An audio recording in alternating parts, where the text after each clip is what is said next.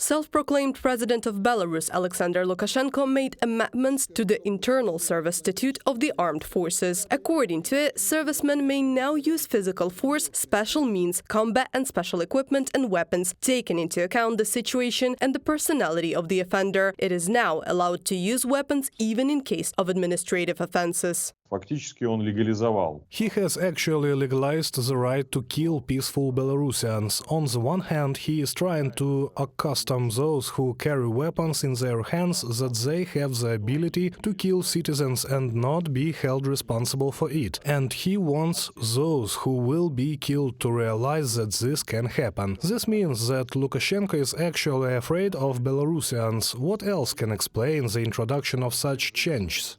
Now, a serviceman will not be held accountable for damaging the health of a citizen if he used weapons against him in accordance with the requirements of the general military regulations. This means that the Belarusian military can shoot at peaceful people and not hold the responsibility for their actions.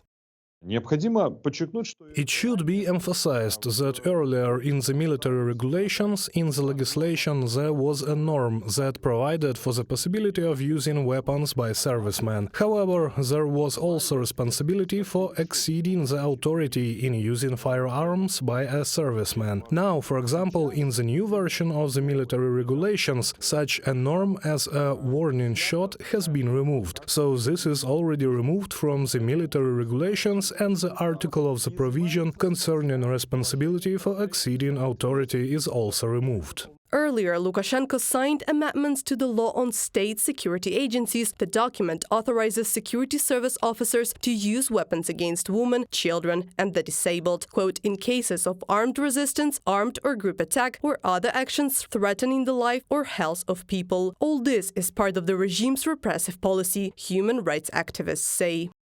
As of the end of 2023, 4,248 persons are known to have been sentenced to various types of punishment on politically motivated charges. In the past year, 1,603 of them were convicted. Separately, people who are or have been in prison for administrative offenses. In 2023, the courts issued at least 4,466 administrative judgments, of which administrative arrest was applied in 20,005 cases. Victoria Rudinkova, a lawyer of the Human Rights Center Vesna, from publication in Novaya Gazeta. Repressions for the protests in 2020 in Belarus is still ongoing. The last mass detention was allegedly related to assistance to political prisoners.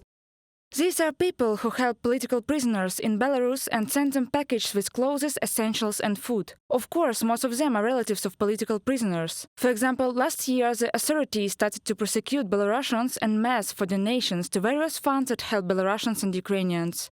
Victoria Rudinkova, lawyer of the Human Rights Center Vesna, from publication in Novaya Gazeta. During the 2020 protests, peaceful citizens in Belarus were beaten, tortured and killed without Lukashenko's special permission and decrees. According to human rights activists, more than 25,000 people were detained back then. Many were injured during the detention. These arrested were beaten and tortured in pre-trial detention centers. Several people died. Reported by Anastasia Tarnavska, Yulia Bil, UATV News.